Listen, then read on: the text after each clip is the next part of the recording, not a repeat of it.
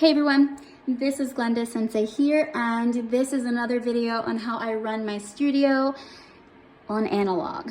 So I actually make my own books for students. This is part of getting ready for lessons, the pre-twinkle and the twinkle stage. Okay, I have them for different stages. I basically put everything in here that I want my students to learn. Okay, all the extras, all the worksheets and that sort of thing that I put in here that I want them to learn and use as we're in at that level.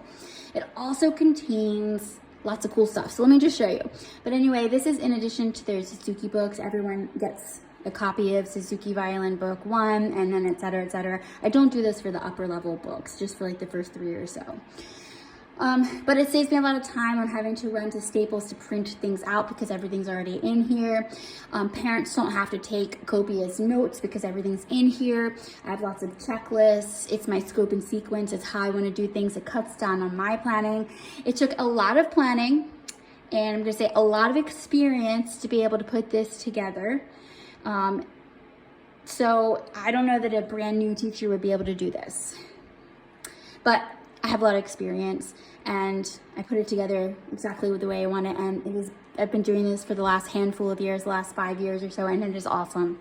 I love it. So this might give you an idea to do it yourself. The publishing company that I use is Lulu.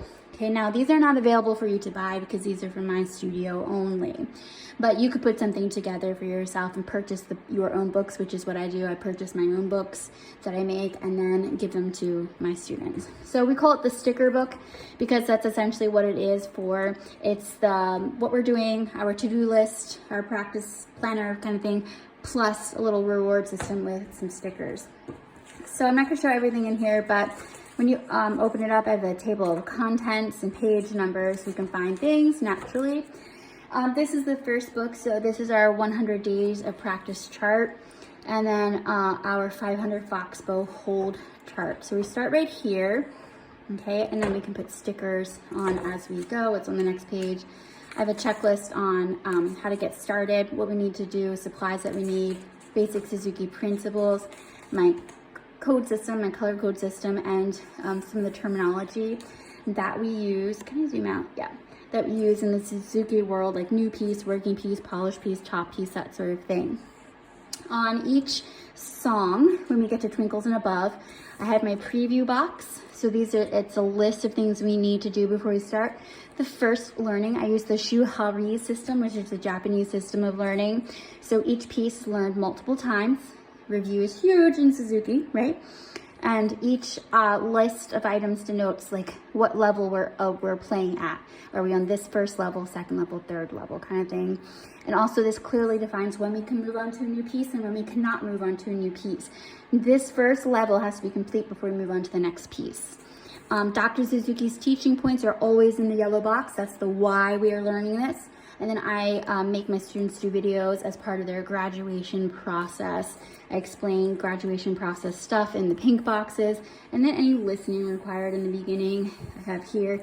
Otherwise it goes into the preview box. So kind of a key here, some things. This is how we track review in the beginning before we get enough pieces under our belt for review cards.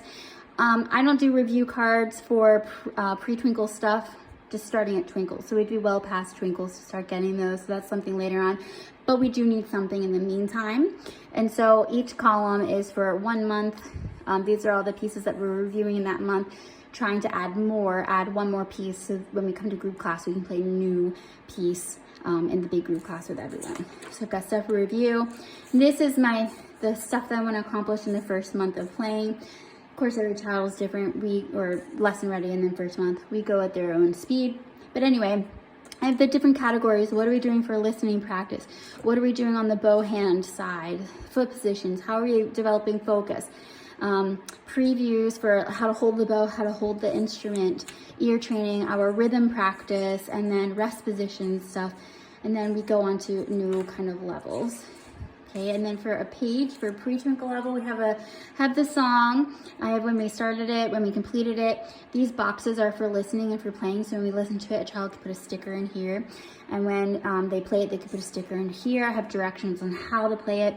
I also have an entire YouTube, as you know, because you're watching this on YouTube, where I have videos available for my students on how to play things like that. But once we check off all the boxes in this Post-it note kind of box, then they get a gold star sticker. It's a star credit, and they have to have a credit on each one to complete that level. Let's see, what else do we have in here? See if I can find. Yeah, here's another song page, the next song. But this is what I am saying about my checklists. So this is the steps that I use to teach these particular items. So we just go straight down the list. When we start something, I put one line through the box. When we've completed it, I put another line through the box and makes an X.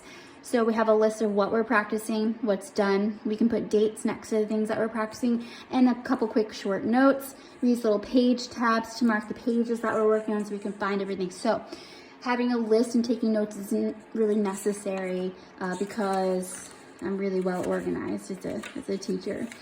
So we have things in here. Here's the sunflower song. Some of them have little pictures. When I'm teaching, I use CDs. I put things in CDs, and so this tells me which CD it's on and then the tracks for what I'm looking for. So it helps me find things when I'm teaching. Okay. So this is the first of this kind. So pre-twinkle set up a little bit different, but from twinkles on out, I have the whole page. The left side of the page are the lists of things that we're doing. So we've got our preview for the twinkles. This is all the stuff we need to do for the first level, the second level, the third level. These are the Dr. Suzuki's teaching points, why we are learning it. And then when we come back much later for review and for graduation, here's the checklist of everything that I want in that video to be able to mark this as fully complete. And then in here, again, we call this a sticker book because we can put stickers or doodles in here as we go along, and the children really do enjoy that. Okay, and then I have some of my progress trackers and that sort of thing back in here. So anyway, that's how we run our studio on analog. So I'm not emailing things back and forth for like lesson notes or to-do lists, that sort of thing. I just sat down and wrote it all out, what I wanted to do. And so I just hand them this book. It's already here. I don't have to print 1,000 things out. Everybody knows what's going on, what they're doing. And we have less distraction from screens. And naturally, children are not going to read their parents' emails to know what they're supposed to practice. So having it in this book format, I think, is very organized and helpful. More so than if we were trying to do some digital notes. So I hope that helps, and thanks for watching.